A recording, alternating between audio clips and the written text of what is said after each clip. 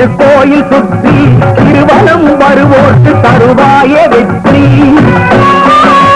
பூச்சட்டி போல் இங்கு புது வாழ்வு மலரும், பூவோடும் கொத்தோடும் மாங்கல்யம் எழிரும்.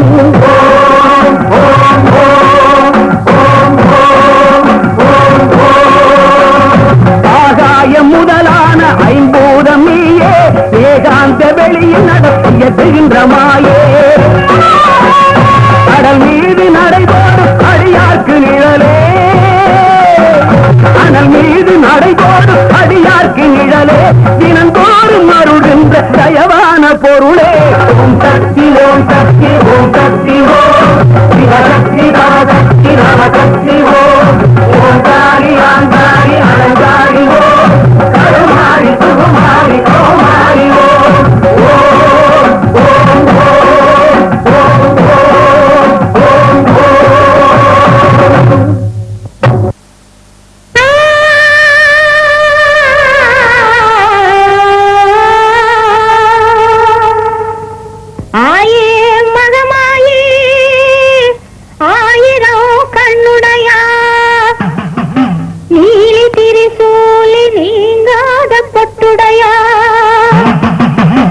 சமயபுரத்தாளே சாம்ராணி வாசகியே, சமயபுரத்தை விட்டு சடுதியிலே வாரும் அம்மா.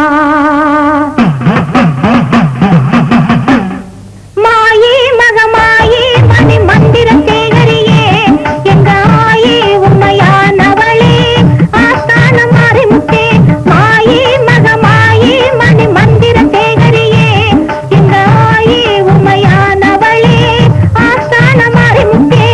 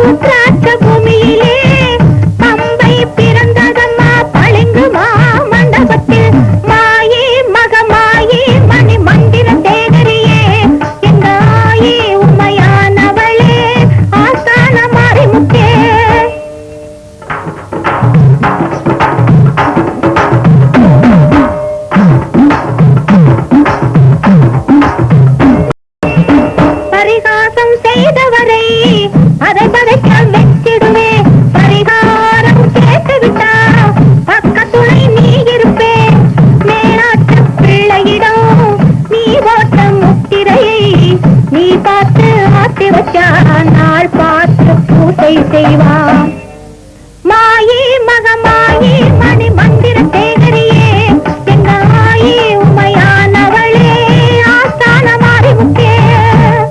குழந்தை வருந்துவது கோவிலுக்கு கேட்கலையோ, மைந்தன் வருந்துவது மாளிகைக்கு கேட்கலையோ.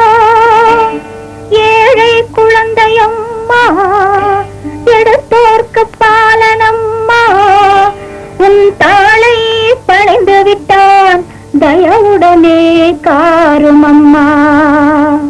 கட்டி போல் வேப்பிலையா காளியம்மன் மருத்துவமா, ஈட்டி போல் வேப்பிலையா ஈஸ்வரியின் அருமருந்தா. வேப்பிலையின் உள்ளிருக்கும் வித்தைதனை யார் அறிவார்? ஆயா மனமிரங்கு என் ஆத்தா மனமிரங்கு,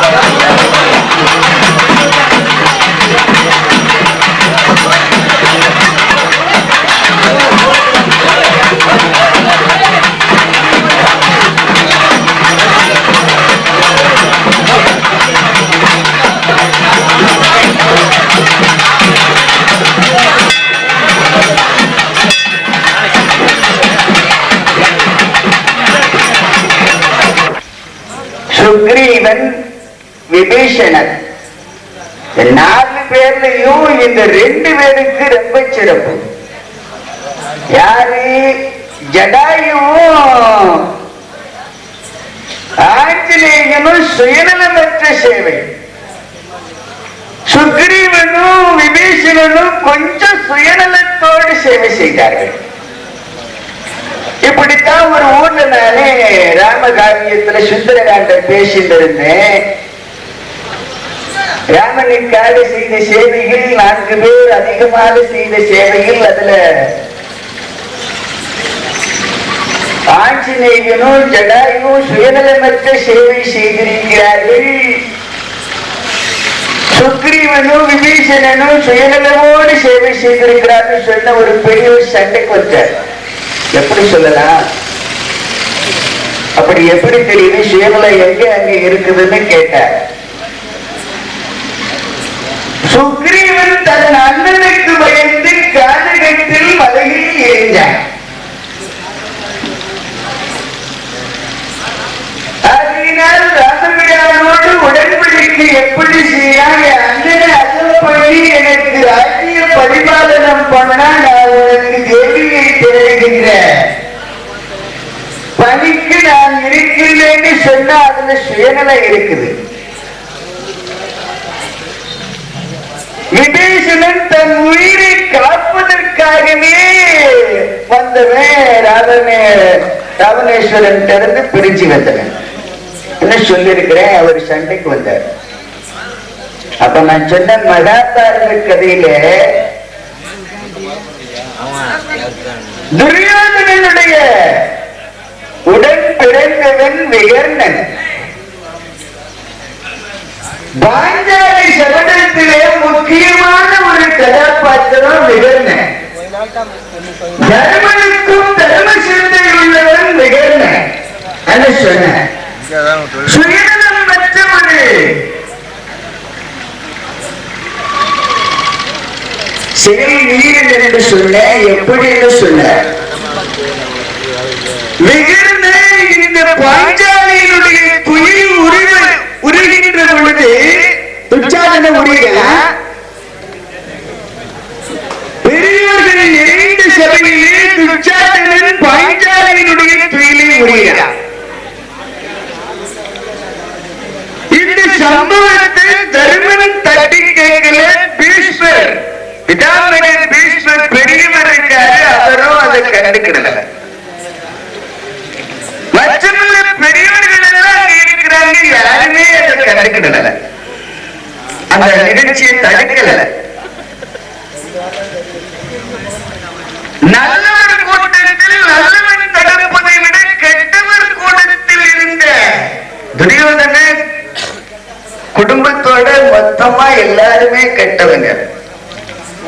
அவங்க கூட பிறந்தவன் விகர்ண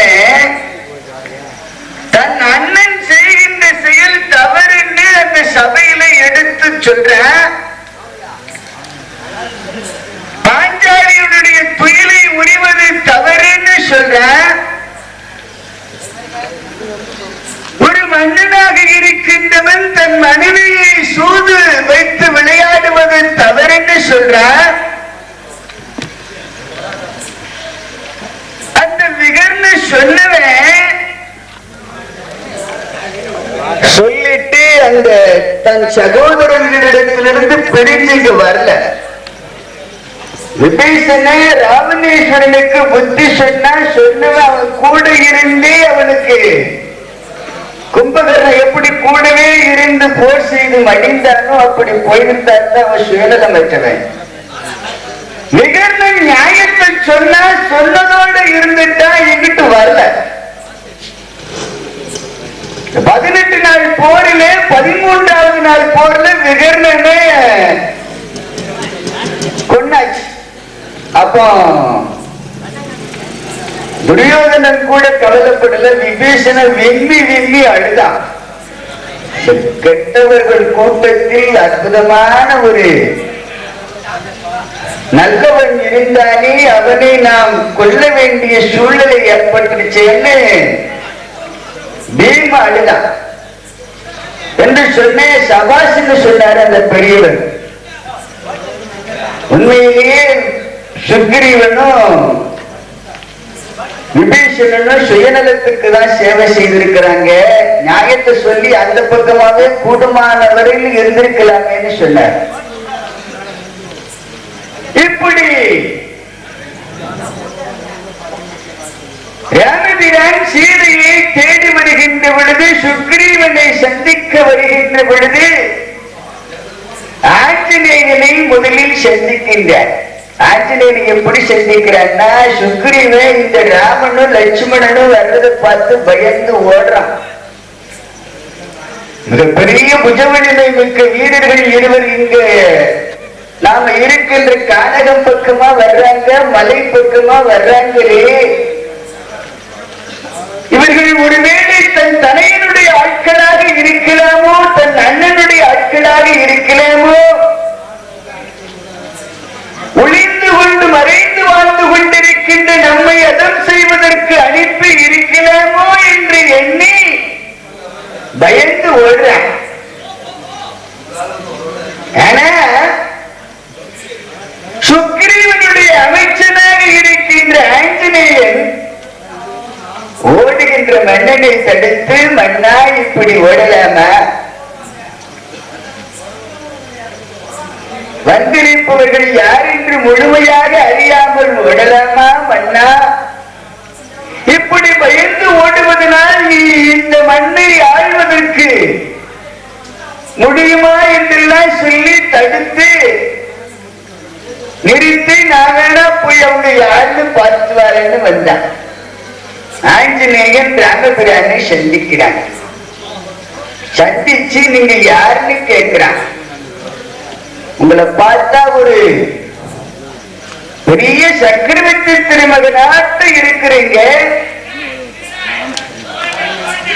அறம் தெரிந்தவர் போல் இருக்கின்றீர்கள், அந்தனரை போல் இருக்கின்றீர்கள், தவசையை போல் இருக்கின்றீர்கள். இப்படி தவசையை போல் காட்சியிருக்கிற நீங்கள் கையில் ஏன் வில் வைத்திருக்கிறீங்க, ஆயுதம் ஏன் இருக்கின்றது, அம்பரா தூணி எதற்கு, அம்புகள் எதற்குன்னு கேட்கிறான். தவவேடம் பூண்டு வந்தாச்சு, மரபுரி தரித்து தவவேடம் பூண்டு வந்திருக்கின்ற உங்களுக்கு ஏயா வில்லு, அம்பு, அம்பரா தூணி இதெல்லாம் எதற்குன்னு கேட்கிறான். இப்படி கேட்டு இருக்கும் போது ராமர் பார்க்கிறார். பார்த்து தன் தம்பி இளவல் லட்சுமணனை பார்த்து சொல்றாரு, லட்சுமணா, இவனை பார்த்தால் 4 வேதங்களும் கற்றவன் போல் தெரிகிறது என்று சொல்லி இளவலிடத்திலே சொல்கின்றான். ராமபிரான் சொல்கின்றான், இவன் ஒரு சிறந்த சொல்லின் செல்வனாக இருக்கின்றான் என்று சொன்னான். ஆஞ்சநேயனுக்கு பகவான் ராமபிரான் சொல்லின் செல்வன் என்று பட்டம் கொடுத்தார். அடியனுக்கு மம்சாபுரம் என்ற கிராமத்திலே ஒரு ஆசிரியர் பெருந்தகை 4 நாள் தொடர் சொற்பொழிவு செஞ்ச 4வது நாள் முடிவில் சொல்லி மகிழ்ச்சியாக இளைஞர்கள் எல்லாம் கரகோஷம் செய்து சொல்வதற்காக கொடுத்தார் பட்டத்தை. இப்படி பகவான் என்று சந்திக்கின்ற பொழுது தன் உள்ளத்து உரைகின்ற ராமனை பார்க்கிறான். ராமனை எப்போ சந்திப்போன்னு தன் உள்ளத்துல ராமனுடைய உருவத்தை பார்க்கிறான். உள்ளத்து உரைகின்ற ராமனை எதிரிலே பார்க்கிறான் ஆஞ்சநேயன். தொழில் கண்டார், தோழே கண்டார், தாழ் கண்டார், தாழே கண்டார் என்று சொல்லுவாரு கம்பர். அற்புதமாக சொல்வார். பகவானுடைய அழகை முழுமையாக யாராலும் பார்க்க முடியாது. இவை கடு விழிகளை பார்த்தால் அதிலேயே லைத்திடலாம், தோல் வெளியை பார்த்தால் அதிலேயே லைத்திடலாம், முழுமையாக யாராலையும் பார்க்க முடியாது. இப்படி தன் உள்ளத்து உரைகின்ற ராமபிரானின் உள்ளத்து உரைகின்ற ராமபிரானை ஆஞ்சநேயன் பார்க்கின்றான். அவருடைய அழகை பார்க்கின்றான். ராமபிரான் ஆஞ்சநேயனுடைய சொல்லலகை பார்க்கின்றான். ஆஞ்சநேயன் இலங்கைக்கு கடந்து சென்று அங்கே இருக்கின்ற இலங்கையின் வளப்பத்தை பார்க்கின்றான். இலங்கையில் இருக்கின்ற அழகு மாளிகைகளை பார்க்கின்றான். அந்த கதை முழுவதும் அழகு சம்பந்தமாக வருவதால் அசோகவனத்தின் அழகு அங்கே எடுத்து கூறப்படுவதால் அசோகவனத்தில் இருக்கின்ற ராட்சச கூட்டத்தில் அழகு தேவதை போன்றிருக்கின்ற சீதையை பற்றி அங்கே சொல்லி இருப்பதால் முழுமையும் அழகை பற்றி வருவதால் அதற்கு அழகு என்று சொல்லக்கூடிய சுந்தர காண்டம் என்று நாமும் வைத்தான் வால்மீகி மகரிஷி.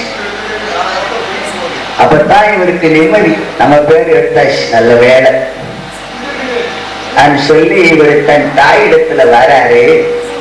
யாரு? ஆஞ்சநேயர். சுயநலமற்ற ஆஞ்சநேயன் தன் நாமத்தை எடுத்தாகிவிட்டது, சுந்தர காண்டம் என்று 5வது பகுதிக்கு வைக்கப்பட்டு விட்டது. வர வந்த அஞ்சனா தேவி தன் மைந்தனை பார்த்து சுந்தரா என்ன அழைக்கிறார். என்னம்மா புதுசா பேர் சொல்றியே, வளர்ந்து வாலிபமாய் இவ்வளவு நாள் ஆகுது, என்னைக்கு சொல்லாத ஒரு நாமத்தை இன்றைக்கு சொல்கிறாயே, எப்பொழுது வைத்தாய் அன்னையே சுந்தரா என்று எனக்கு நாமம் எப்பொழுது வைத்தாய்ன்னு கேட்கிறான். நீதான்ப்பா சுந்தரன், உனக்கு ஏற்கனவே சுந்தரன் பேர் வச்சிருக்கிறேன்னு சொன்னான்.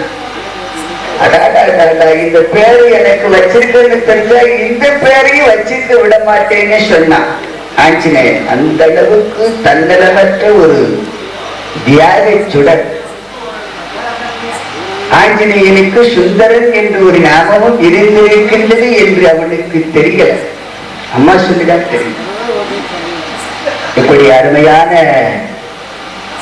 ராம காவியத்தில் இருக்கின்ற 5வது பகுதி சுந்தர காண்டம், 6வது பகுதி யுத்த காண்டம், 7வது பகுதி உத்தர காண்டம் என்று சொல்லக்கூடிய ராம காவியத்திலே 5வது காண்டமாக இருக்கின்ற சுந்தர காண்டத்தை உங்களோடு பகிர்ந்து கொள்ள அடியேன் பெரியோர்களுடைய ஆசியால் இங்கே பகிர்ந்து கொள்ள இருக்கின்றேன். கதையில் வருகின்ற சொற்குற்றம் பொருட்குற்றம் எக்குற்றமாய் இருப்பினும் தம் மக்கள் செய்த குற்றத்தை எப்படி பொறுத்து அருள்வீர்களோ அப்படி பொறுத்து அருள்மாறு கதையை தொடங்குகிறேன்.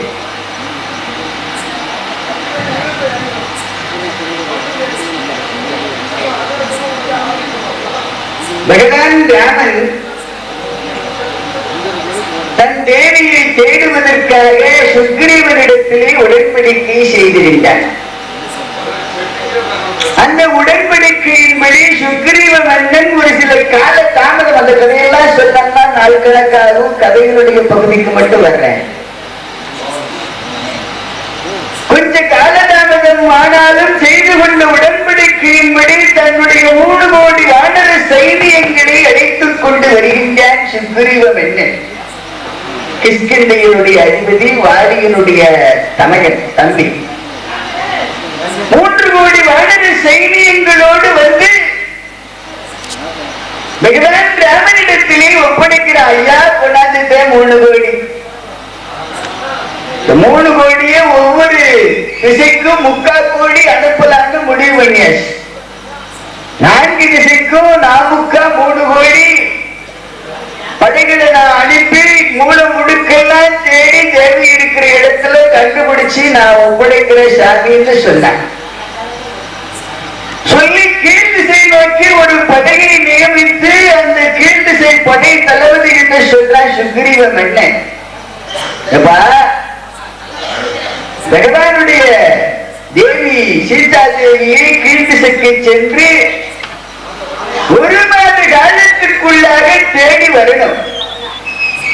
இப்படி 1 மாத காலத்திற்குள்ளாக தேடி வரவில்லை என்றால் உங்களை உயிரோடு கொன்றுவிட வேண்டி அங்கே ஒப்பந்தம் பண்ணி நிர்பந்தம் பண்ணி அனுப்புறார். அடுத்து வடதிசை நோக்கி ஒரு படை அனுப்புறார், மேல் திசை நோக்கி ஒரு படை அனுப்புறார். 3 திசைக்கும் படைகளை அனுப்பி ஆகிவிட்டது. தென் திசையில் நோக்கி கடைசியா இருக்கின்ற முக்கால் கோடி வானர சைனியங்களை தயார் பண்ணி வச்சு அந்த படைகளுக்கு தளபதியாக யாரை நியமிக்கிறதுன்னு பார்த்தா சுக்ரீவ மன்னன். பார்த்தவன் சொன்னான், தென் திசை நோக்கி செல்கின்ற படைக்கு தலைமை ஏற்க வேண்டிய தகுதி என் அண்ணன் வாலியின் மைந்தன் அங்கதனே என்று சொல்லி தன் அண்ணனின் மைந்தனாகிய அங்கத பெருமானை தென் திசைக்கு அனுப்புகின்றான். படை தளபதியாக்கி அனுப்புறான். அங்கத பெருமான் தலைமையிலே தென் திசை நோக்கி தேடுவதற்கு தயாரானார். தயாரான உடனே பகவானிடத்திலே இந்த அங்கத படை ஆசி வாங்குது. எல்லா படையும் சும்மா சொன்ன உடனே புறப்பட்டு போச்சு. அதான் ஒரு முக்கிய கருத்து என்னன்னா, பெரியோர்களுடைய ஆசியோடு செயல்பட்டால் அந்த செயல் முழுமை பெறும், இல்லைன்னா முழுமை பெறாது.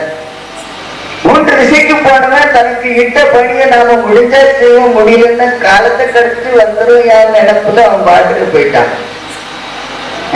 தென் திசைக்கு செல்ல இருக்கின்ற அங்கதப்படை வீரர்கள் எல்லாம் பகவானிடத்திலே ஆசி கேட்கின்றாங்க. சுவாமி, நாங்க செல்லுகின்ற பணி சிறப்பாக இருக்க வேண்டும், வெற்றியா இருக்கணும்னு ஆசி கேட்டாங்க. பகவான் அனைவருக்கும் ஆசி வழங்கி கடைசியா ஒருத்தருக்கு விசேஷமா ஆசி வழங்கினார். தென் திசையை நோக்கி செல்கின்ற படை அனைவருக்கும் ஆசி வழங்கிய பகவான் முக்கியமா ஒருத்தரும் தனியா அழைச்சு ஆசி வழங்குறார். யாருன்னா அதுதான் ஆஞ்சநேயன். ஆஞ்சநேயனை தன்னகத்தை அழைத்து, ஆஞ்சநேயா, உன்னால் தான் இந்த செயற்கரிய செயலை செய்ய முடியும்னு நான் நம்புறேன்ப்பா. எனக்கு நம்பிக்கை உன் மேலதான் முழுக்கிறது. நீதான் இந்த தென் திசையை நோக்கி சென்று அங்கே இலங்கையில் தென் திசையை நோக்கி செல்கின்ற இந்த படையிலே உன்னால் தான் தேவியை கண்டுபிடிக்க முடியும்ன்ற நம்பிக்கையிலே பகவான் ராமன் சீதா தேவியை சந்திக்கும் பொழுது தான் ராம தூதன் என்று உன்னை அறிமுகப்படுத்திக் கொள்வதற்கு என்னுடைய கணையாளியை கொடுக்கின்றேன் என்று அந்த ராமபிரான் தன் கணையாளியை கொடுத்தார். பகவானுடைய கணையாளியை பெற்றுக்கொண்டு பகவானிடத்திலே ஆசியை பெற்றுக்கொண்டு எல்லாரும் புறப்படுறாங்க. மற்ற திசைக்கு சென்றவர்கள் மேல நம்பிக்கை இல்லை பகவான். தென் திசையை நோக்கி சென்ற அங்கதப்படையில் இருக்கின்ற ஆஞ்சநேயன் மேல முழு நம்பிக்கை வைத்து பகவான் தன் கணையாளினா முத்திரை மோதிரம், முத்திரை மோதிரத்தை கொடுத்து அனுப்புறார். முத்திரை மோதிரத்தை பெற்றுக்கொண்டு தென் திசையை நோக்கி தேடி வர்றாங்க அங்கதப்படை வீரர்கள். தேடினாங்க தென் திசை முழுக்கும் மூல முடுக்கு எல்லாம் தேடி தென்கோடிக்கு வந்தாச்சு. இந்தியாவில் தென்கோடி பகுதிக்கு அந்த மகேந்திரமலை பர்வதம்னு சொல்லக்கூடிய நான்கினேரிக்கு மேற்கு இருக்கிற அந்த பர்வதம் நான் அங்க போயிட்டு வந்திருக்கிறேன். அந்த வரைக்கும் வந்தாச்சு, எங்கேயுமே காண. மற்ற 3 திசைக்கு போனவங்க போய் தேடினாங்க, தேடி இல்லைன்னு சொல்லி தான் உயிரை காக்கணும்னு மாத முடிவுக்குள்ள வந்தாச்சு. ஒரு நாளைக்கு 2 நாளைக்கு முன்னக்கூடிய போயிருந்தப்பா இல்ல நம்ம உயிர் போயிருந்தோம் வந்துட்டாங்க.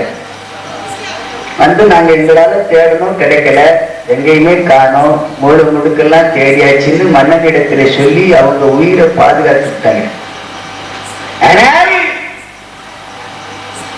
தென் திசைக்கு சென்ற அங்கதப்படை 1 மாத காலம் முடிந்தும் அங்கே தேவியை கண்டு வராமல் திரும்புவது இல்லைன்னு மறுபடியும் தேடாங்க. காடு, மலை, வனம், வனாந்தரம் எல்லாம் தேடினாங்க. சரி, மாசம் முடிஞ்சு அதிகமா ஒரு 10 நாள் ஆயிடுச்சு. 10 நாள் ஆயிடுச்சே, தேடியும் கிடைக்கலையே, இங்க போனாலும் நம்ம உயிர் நிலைக்காது. அதனால அங்க போற உயிர் எங்கேயே தேடி போகட்டும்னு முடிவு பண்ணிட்டாங்க. வீட்டுக்கு அரண்மனைக்கு போனாலும் நம்ம உயிர் நிலைக்காது. சுக்கிரீவனுடைய நிர்பந்தம் அப்படி. 1 மாத காலத்துல தேடி வரணும், இல்லைன்னா உங்க உயிரை வாங்கிடுவேன்னு சொல்லியிருக்கிறான். அதனால மாத காலம் முடிஞ்சிருச்சு, 10 நாள் அதிகமாயிருச்சு. போனாலும் நம்ம உயிர் போக போகுது. அதை விட தேவியை தேடுறோம்னு தேடி அலைஞ்சு திரிஞ்சு அதுல போனாலும் பகவானுக்கு சேவை செய்து போனோன்ற பேருக்குன்னு தேடினாங்க, பழையபடி தேடினாங்க, தேடி தேடி கடைசிக்கு கிடைக்காம தென்கோடியில எல்லாரும் அலைஞ்சி திரிஞ்சு தவிச்சு உட்கார்ந்தாங்க. ஒரு கர்ப்பப்புள்ள விரிச்சு எல்லாரும் ஆசனம் போட்டு உட்கார்ந்தாங்க, பத்மாசனம் போட்டு உட்கார்ந்து என்ன செய்யறதுன்னு ஒண்ணு புரியாம குத்த வச்சுட்டு இருக்கிறாங்க. படைத்தளபதி அங்கதன் ரொம்ப சோர்ந்து போனான். சின்ன பையன் பாவம், அவ்வளவு தைரியம் காணாது, அதனால சோர்ந்து போனா. படை வீரர்களும் அதிகமாக சோர்ந்து போனார்கள்.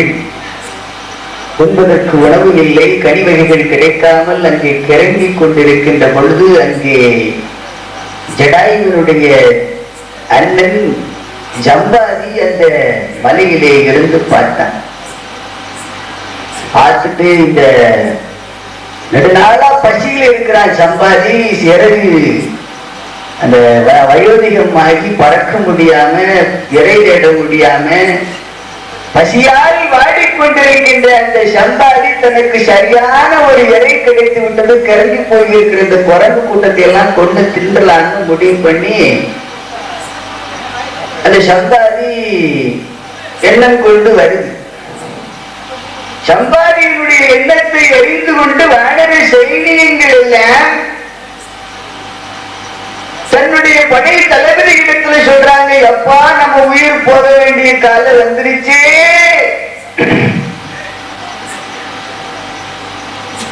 பகவானுக்கு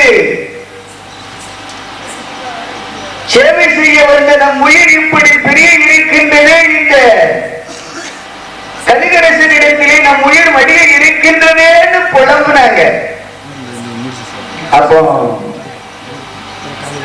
வாலியின் மைந்தன் அங்கதன் சொல்றான், பரவாயில்ல போனா போகுது, தேடுற இடத்துல நம்ம உயிர் போச்சுன்னா அந்த பகவானுக்கு சேவை செஞ்சு போச்சுன்னு நினைச்சுக்குவோம். இதை விட்டு தப்பிச்சு நம்ம போனாலும், நம்ம அரண்மனைக்கு போனாலும் நம் மன்னன் சுக்ரீவன் நம் உயிரை வாங்கிடுவான், விடமாட்டான், கொடுத்துருவான்.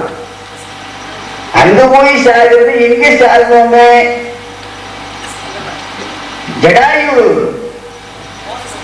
ராவணேஸ்வரனோடு போர் செய்து, ராமனுக்காக ராவணேஸ்வரனோடு போர் செய்து முடிவில் அங்கே ராவணேஸ்வரனால் சிறை வெட்டப்பட்டு குற்றுயிராக கிடந்து ராமபிரானினுடைய வடிகளே அவன் உயிர் பிறந்து ராமனுக்காக சேவை செய்த அந்த ஜடாயுவுக்கு ராமபிரானால் மோட்சம் கிடைத்தது.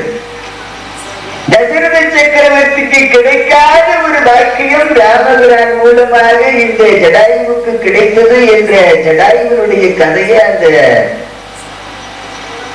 அங்கத பெருமான் வானர கூட்டங்களுக்கு எல்லாம் சொல்றார். கவலைப்படாதீங்க, அவருக்கு கிடைச்ச மோட்சம் நமக்கு கிடைக்கும். இதுக்கு பயந்து நம்ம அரண்மனைக்கு போனாலும் நம்ம உயிர் போயிடும், அது நம்ம சொர்க்கத்துக்கு போக முடியாது, மோட்சம் கிடைக்காது, பயந்து போய் போனா. ஜடாயுவுக்கு கிடைச்ச பாக்கி நமக்கு கிடைக்கணும்னு இருக்குது, கவலைப்படாதீங்கன்னு இந்த அங்கத பெருமான் சொல்றது அந்த சம்பாதி கேட்டு தன் தனையனுடைய நாமம் வருகிறதே. பல காலமாக தன் தமையன் இருக்கின்றனா இல்லையா என்று எண்ணிக்கொண்டிருந்த சம்பாதி தன் தம்பியாகிய ஜடாயுவினுடைய நாமத்தை இந்த குரங்கு கூட்டங்கள் சொல்கிறது. இந்த வானர கூட்டங்களுடைய வாயிலாக இங்கே சம்பாதி தன் தனகன் இது நாள் வரை வாழ்ந்திருக்கின்றான் என்ற செய்தியை பார்த்து உன்னிப்பாக கேட்டுட்டு இருக்கும் போது கடைசிக்கு இந்த அங்கத பெருமான் ஜடாயு இறந்த செய்தி எல்லாம் சொன்ன உடனே அந்த சம்பாதிக்கு வருத்தம். ரொம்ப நாளா நம்ம தம்பி பிரிஞ்சு இருந்த தம்பி இருக்கிறானோ இல்லையானோ நினைச்சோம், இன்னைக்கு செத்துட்டான்னு இவங்க சொல்றாங்களே, அது வருந்தினான். தன் தனையும் இறந்து விட்டான் என்ற செய்தியை கேட்டு வருந்தினான். அழுத்தப்பட்டவன் மகிழ்றான். பாருங்கய்யா, அழுத்தப்பட்டவன் எங்கேயாவது மகிழ்ச்சி அடைஞ்சதை பார்த்திருக்கீங்களா? ஆனா சம்பாதி தன் தம்பி இறந்தான் என்ற செய்தியை கேட்டு வருந்தினான். அதே சம்பாதி தன் தம்பி இறந்தான் என்ற செய்தியை கேட்ட சம்பாதி வருந்தி பிறகு மகிழ்ந்தான். வருந்தினவன் மகிழ்ந்தான்னா என்ன ஒரு ஆச்சரியம்! அப்படி ஒரு சிறப்பான ஒரு மரணம் கிடைச்சிருக்குது. மரணத்துல சந்தோஷப்படுற மரணம் நமக்கு கிடைக்கணும். நம்ம போற அன்னைக்கு 4 பேர் நல்ல புண்ணியவன் போறாயான்னு சொல்லணும். அதை பார்த்து நம்ம குடும்பத்துல இருக்கிறவன் சந்தோஷப்படணும். நம்ம போற அன்னைக்கு போயிட்டான் பாவி, நல்ல வேலை போயிட்டான்னு சொன்னா குடும்பத்துல இருக்கிறவன் வருந்துவான். இறந்ததை நினைச்சு வருந்தது காணாதுன்னு சொல்றதை நினைச்சு வேற வருந்தணும். சம்பாதி இறந்தான் என்று சொல்லி சொன்ன செய்தியை கேட்டு வருந்திய ஜடாயு இறந்தான் என்ற செய்தியை கேட்டு வருந்திய சம்பாதி, ஜடாயு எதற்காக இருந்தான்? ராமபிரானுடைய சேவைக்காக இருந்தான் என்ற செய்தியை அறிந்து மகிழ்ந்தான். மகிழ்ந்து சொல்றான், அங்கத பெருமானே, என் தலையில் இருக்கின்றானோ இல்லையோ என்று எண்ணிக்கொண்டிருந்தேன். பல காலமாக பிரிந்து இருந்த என் தலையன் உயிரோடு இருக்கிறானோ இல்லையோன்னு நினைச்சப்பா. உங்களை எல்லாம் கொண்டு சாப்பிடணும்னு நினைச்சேன். ஆனா நீங்க என் தம்பி ஜடாயுவை பற்றி சொன்னதை பார்த்தா நான் உங்களோடு ஐக்கியமாகணும், உங்களோடு நண்பனாகணும். நீங்க ராமபிரானுக்கு எப்படி சேவை செய்ய வந்திருக்கிறீர்களோ அது போலவே நானும் சேவை செய்யணும்னு கருதுறேன் சொல்லி தன் தனைகளை பற்றி சொல்றேன். என் தம்பி நானும் என் தம்பியும் ரொம்ப அந்யோன்யமா இருந்தோம். அவன் வானிலை சூரியனுக்கு பக்கத்துல பறந்து கொண்டிருந்தான். அப்ப அவனை நான் காக்கணும்னு அவனை சூரியனுடைய வெப்பத்துல தகித்து விடக்கூடாதுன்னு அவனை காப்பாற்ற அவனுக்கு மேல பறந்து அவனை ஒதுக்கி விட்ட. அதுல என் சிறகு கருகி போச்சு. அவன் தப்பிச்சு போனவனை நான் பிரிஞ்சு என் 2 சிறகுகளும் கருகி இந்த மலையில விழுந்து சிவபெருமான வணங்கி அவர் மூலமாக மீண்டும் சிறகு முளைக்கப்பட்டு அதுல பிரிஞ்சவங்க தான் நாங்க ஒண்ணு சேரல. இன்னைக்கு உங்க செய்தி மூலமா என் தனைகள் இது நாள் வரை இருந்து இறந்தான் என்ற செய்தியை கேட்டு இறந்தான் என்ற செய்தியை கேட்டு வருந்தினாலும் எதற்காக இறந்தான் என்ற செய்தியை கேட்டு நான் மகிழ்கிறேன் சொல்லி உங்களோடு ராமபிரானுக்கு சேவை செய்ய நான் இருக்கின்றேன் என்று சொல்லி நான் சேவை செய்ய இருக்கின்றேன். இருந்தாலும் என்னால் சேவை செய்ய முடியாது, எனக்கு வயோதிகம் ஆகிவிட்டதே. இளமையாக இருந்தால் நான் பறந்து மூளை முடுக்கெல்லாம் பறந்து சீதாதேவி இருக்கின்ற இடத்தை கண்டு சொல்வேனே. இன்றைக்கு வயது உயர்ந்து பறக்க முடியாத நிலையில், நடக்க முடியாத நிலையில் கால்கள் தளர்ந்து இறகுகள் தளர்ந்து இருக்கின்றேனே. இருந்தாலும் நான் சேவை செய்து ஆக வேண்டும். என் மூலமாக உங்களுக்கு பகவானுக்கு நான் சேவை செய்தாக சொல்லி எல்லா வானர கூட்டங்களையும் அழைக்கிறார். எல்லாரும் வாங்க வாங்க வாங்க வந்து என்ன கொஞ்சம் இந்த மலையில ஒரு குண்டு இருக்கு, அதுல தூக்கி விடுங்க. எனக்கு பறக்கிற சக்தி இப்போதைக்கு இல்லைன்னாலும் பார்க்கின்ற சக்தி இருக்கு.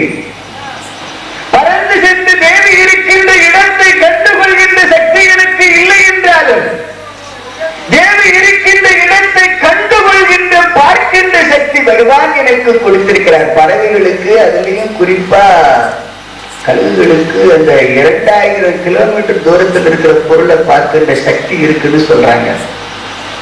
அதனால என்ன இந்த குன்று மேல் ஏற்றி விட்டீர்களானால் நான் தேவி இருக்கிற இடத்தை கண்டு சொல்றேன். அதோட சீதா தேவிய இந்த வழியாக ராமணேஸ்வர ஒரு அற்புதமான ஒரு மங்கையை கொண்டு சென்றான். அது நிச்சயமாக சீதா தேவியாத்தான் இருக்கணும். அதனால என்ன தூக்கி விடுங்கப்பான்னு சொன்னார். எல்லா வானர கூட்டங்கள்லாம் என்னமோ இப்பதான் தேவியை கண்டுபிடிச்சிட்டது போல சந்தோஷமா அந்த சம்பாதியை தூக்கி குன்றின் மேல ஏற்றி விட்டாங்க.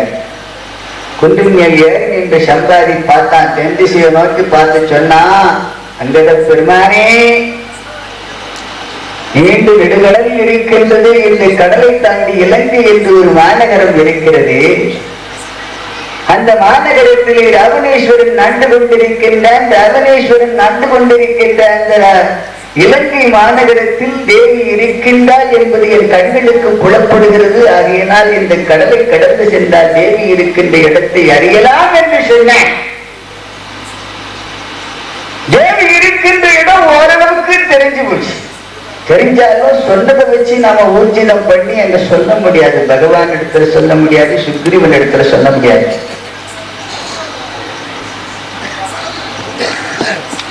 அதனால நாம போய் பார்த்துதான் உறுதி செய்ய வேண்டும் முடிவு பண்ணி எல்லாரும் எப்படி போறது, கடலை கடந்து எப்படி போறதுன்னு யோசிக்கிறாங்க. எல்லாரும் அமைதியா இருக்கிறாங்க. சம்பாதி சொன்னாரு, இந்த கடலை தாண்டி போனீங்கன்னா இலங்கை இருக்கும், இலங்கையில தேடினீங்கன்னா கண்டுபிடிச்சிடலான்னு சொன்னான். சரியா நீ சொல்லிட்ட, யார் தாண்டது? பந்திக்கு முந்து படைக்கு பிந்துன்னு சொல்லுவார்கள் இல்லையா? எல்லாம் மௌனமாயிட்டாங்க. மௌனமாகி அமைதியா இருக்கிறாங்க. யாரும் மூச்சு விடல.